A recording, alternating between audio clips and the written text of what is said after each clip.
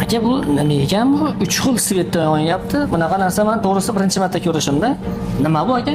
Bu kepka, xudo xohlasa. Bu kepka xitoylarimiz, masalan, odamlar yengillik bo'lsin deb soch ektirib yurmaydi-yu. Xudo xohlasa, bu litsenniy kepka ekan. Lechebniy kepka. O'sha choch to'kilayotgan odamlar kiysa, sochining o'sishiga yordam beradimi? Yordam beradi, ha. Ajoyib.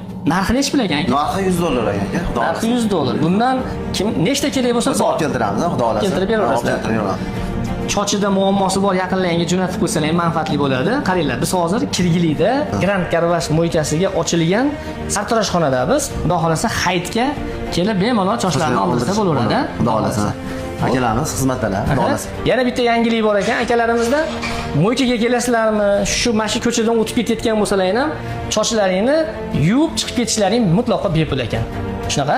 Sog' bo'linglar aka. Salomat bo'linglar.